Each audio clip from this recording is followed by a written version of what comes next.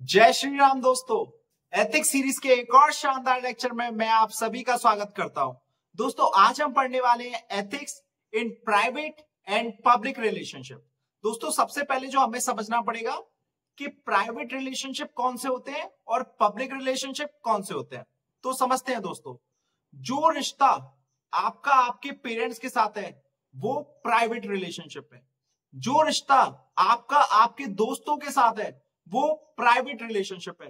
जो रिश्ता आपका आपकी वाइफ के साथ है वो प्राइवेट रिलेशनशिप है दोस्तों।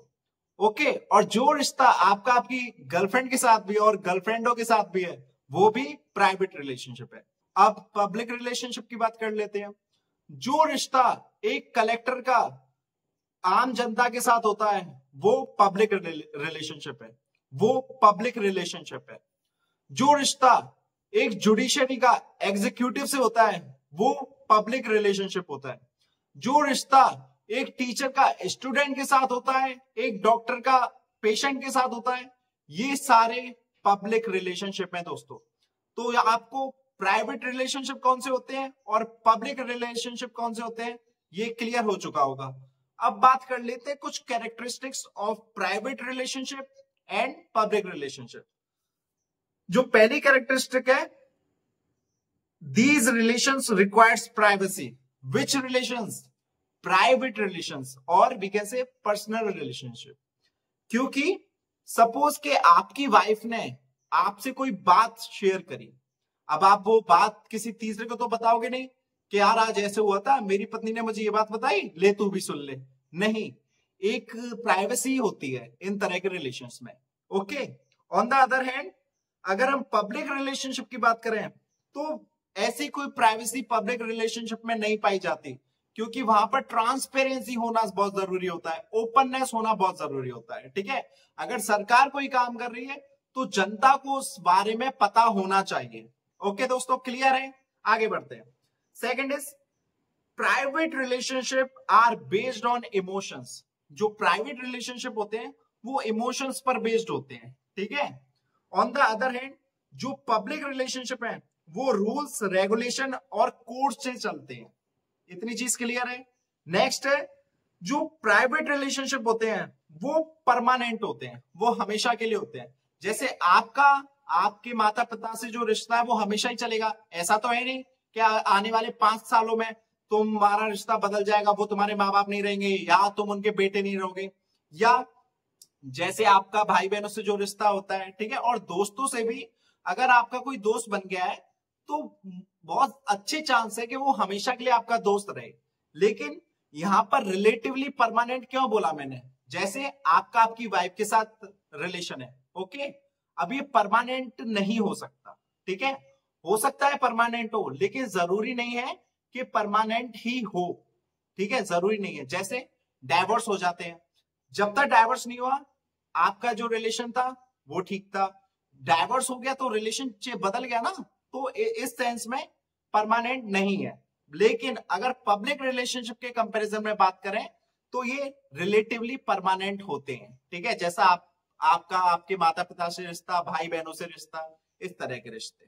ठीक है, ऑन द अदर हैंड जो पब्लिक रिलेशनशिप है वो टेम्पररी इन नेचर होते हैं। जैसे आज सरकार बनी, ठीक है, आज एग्जीक्यूटिव में मोदी जी हैं, कल को कांग्रेस से राहुल गांधी जी खड़े हो जाएं, ठीक है, और आज कलेक्टर ये है, कल कलेक्टर कोई और होगा आपका। ठीक है, तो इस तरह से ये टेम्पररी होते हैं, बदलते रहते हैं। इतनी चीज क्लियर है? क्लियर है? मजा आ रहा है? समझ में आ रहा है? ठीक है, अब जो फोर्थ कैरेक्टरिस्टिक है वो है प्राइवेट रिलेशनशिप में टॉलरेंस ज्यादा होती है for imperfections. Tolerance for imperfections, जैसे आप हो, आपकी माँ है, ठीक है, अब आप निकल गए नालायक। अब ऐसा तो है नहीं कि आप नालायक निकल गए तो फिर तुम्हारी मम्मी तुमसे कहेगी जा निकल जा, नहीं तू नहीं है। तुम्हारी मम्मी तो तुमसे तब भी प्यार करी, मेरा प्यारा बेटा, मेरा सोना बेटा, अरे नजर ना लगे। भले ही आप बेटा कैसा भी हो पर है तो माँ का बेटा ना। तो यहां पर अगर आप में इम्परफेक्शन है, आप में कमियां हैं, तो उनकी वजह से आपको नजरअंदाज नहीं किया जाता, उसकी वजह से आपको सजा नहीं दी जाती, टॉलरेट किया जाता है उन चीजों को। जैसे आपने कोई गलती कर दी तो टॉलरेट किया जाएगा, चल कोई बात नहीं अगली बार से मत करियो, ऐसी चीजें होती हैं। ठीक है, क्योंकि ये रिलेशन जो होते हैं ये इमोशंस पर बेस्ड होते हैं। क्लियर है दोस्तों। ऑन द अदर हैंड अगर हम पब्लिक रिलेशनशिप की बात करें तो यहां पर टॉलरेंस बहुत कम होती है फॉर इम्परफेक्शंस। एग्जांपल के तौर पर कोई एसएसपी या कोई एसपी है या कमिश्नर है मान लो, ठीक है, अब किसी सिपाही ने कोई गलती कर दी, ठीक है, तो उस कमिश्नर को 2 मिनट नहीं लगेंगे उस सिपाही को सस्पेंड करने में। ठीक है, क्योंकि यहाँ पे टॉलरेंस बहुत कम होती है। फॉर एग्जाम्पल अगर कोई स्कूल है और उस स्कूल का कोई ऑनर है, तो उस ऑनर का उसके टीचर्स के साथ एक पब्लिक रिलेशनशिप है, पर्सनल तो है नहीं। तो अगर टीचर ने कुछ गलती कर दी है, ठीक है, और टीचर की वजह से स्कूल पर कोई बात आ रही है, तो उस डायरेक्टर को 2 मिनट नहीं लगेंगे उस टीचर को निकालने में कि चल हो गया तेरा काम। ठीक है, तो यहां पर गलतियों के लिए टॉलरेंस बहुत कम होती है दोस्तों। तो ये सारी कैरेक्टरिस्टिक्स आपको समझ में आ गई होंगी। ठीक है, आगे बढ़ते हैं। ये तो हमने समझ लिया एथिक्स में, ये तो हमने समझ लिया प्राइवेट रिलेशनशिप क्या होते हैं और पब्लिक रिलेशनशिप क्या होते हैं। अब हम समझेंगे कि ethics in private relationship and ethics in public relationship. Okay, सबसे पहले प्राइवेट रिलेशनशिप में समझते हैं। दोस्तों रामायण एक बहुत ही क्लासिकल एग्जांपल है पर्सनल रिलेशनशिप का। कैसे मैं बताऊंगा, लेकिन आपको ये चीज समझना जरूरी है कि एथिक्स जो है ना प्राइवेट लाइफ में वो वेरीज करती है from person to person, from individual to individual, सबके लिए एक जैसी नहीं होती है। लेकिन फिर भी कुछ कॉमन अंडरलाइंग प्रिंसिपल्स होते हैं जो कि हर सोसाइटी में माने जाते हैं। For example loyalty, love and affection. Clear है दोस्तों। अब मैं बताता हूं कि रामायण का मैंने क्यों बोला कि इज अ क्लासिक एग्जाम्पल, क्योंकि अगर लव की बात करें तो रामायण में जो श्री राम और माता सीता के बीच जो प्यार था, ठीक है, और उसमें जो श्री राम जी का कैरेक्टर था, ठीक है, वो एक तरह से काफी एथिकल थी वो चीजें। तो श्री राम जी का और सीता माता का जो मैंने एग्जाम्पल दिया वो किसका हो गया, लव। ठीक है, उनकी मिसालें दी जाती हैं। ठीक है, राम सेतु आप सभी जानते हैं। ठीक है, on the other hand loyalty, loyalty के भी 2 केस हैं। पहला तो श्री राम जी का सीता माता का, क्योंकि सीता माता का जब रावण ने हरण कर लिया था और अशोक वाटिका में रखा हुआ था, तो रावण ने कई सारे लालच दिए सीता माता को कि रानी बना दूंगा, खुश रहेगी, ठीक है, इतना शक्तिशाली हो तू, बहुत खुश रहेगी, ऐसे करके। लेकिन सीता माता टस से मस ना हुई, क्योंकि वो लॉयल थी श्री राम जी के लिए। ठीक है, उन्हें उन सब चीजों से मतलब ही नहीं था। वो 14 साल वनवास काटने के लिए भी तैयार थी श्री राम जी के साथ, लेकिन रावण की सोने की लंका होने पर भी उन्हें कोई फर्क नहीं पड़ा। ठीक है, और जो दूसरा केस है वो है भरत का, श्री राम जी के भाई। जब राम जी को 14 वर्ष के लिए वनवास पर भेज दिया गया था, तो भरत चाहते तो वो सिंहासन को पा लेते, वो राज करते, बहुत ज्यादा खुश रहते, पर उन्होंने ऐसा नहीं किया। उन्होंने इंतजार किया श्री राम जी के लौटने का, क्योंकि वो अपने भ्राता, अपने भाई को लेकर लॉयल थे। तो रामायण में हमें ये कई सारी वैल्यूज देखी जाती हैं, ethical values like loyalty, love, affection.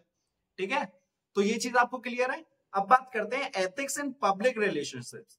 जो देखो पब्लिक रिलेशनशिप में कुछ कोर वैल्यूज होती हैं जो कि इंडिविजुअल के बिहेवियर को गाइड करती हैं। ठीक है, for example advocacy, honesty, accountability, justice etcetera, इस तरह की वैल्यूज। और ये वैल्यूज किस में होती हैं, पब्लिक रिलेशनशिप में, पब्लिक रिलेशनशिप में।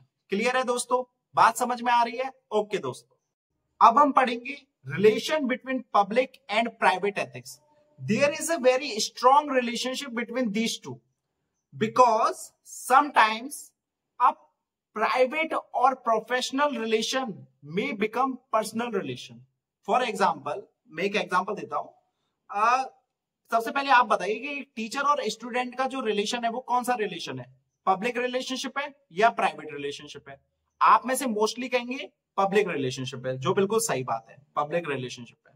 ठीक है, लेकिन आपने जब आप अपने स्कूल टाइम में होंगे तब आपने ये जरूर देखा होगा कि कुछ टीचर्स कुछ पर्टिकुलर बच्चों को लेकर होते हैं, बहुत ज्यादा लीनियंट होते हैं, और कुछ ज्यादा उन्हें फेवर भी करते हैं, बाइस्ड होते हैं उन्हें लेकर। अगर उसने कुछ गलती कर दी होगी तो फिर उसे ऐसे हंस के टाल दिया जाएगा। और गलती से आपने कोई हरकत कर दी या गलती कर दी तो तुम्हें सूद देता था। तो ऐसी चीजें होती थी। और गलती से अगर आपने कोई गड़बड़ कर दी तो आप में सुताई पड़ जाती थी। तो ऐसा आपने देखा है। ऐसा इसलिए दोस्तों क्योंकि जब वो टीचर और वो स्टूडेंट आपस में बातें करने लगे, टीचर अपनी पर्सनल लाइफ के एग्जांपल उसे बताने लगा, स्टूडेंट उसे अपनी लाइफ के बारे में बताने लगा, तो दोनों के बीच एक इमोशनल बॉन्ड बन गया दोस्तों। तो जो रिलेशन पहले पब्लिक था वो अब प्राइवेट रिलेशन बन गया है दोस्तों। ठीक है। तो इस केस में हमने क्या देखा, at some level this relationship of what relationship, this relationship of public में बिकम पर्सनल। ठीक है, पर्सनल रिलेशनशिप बन गया।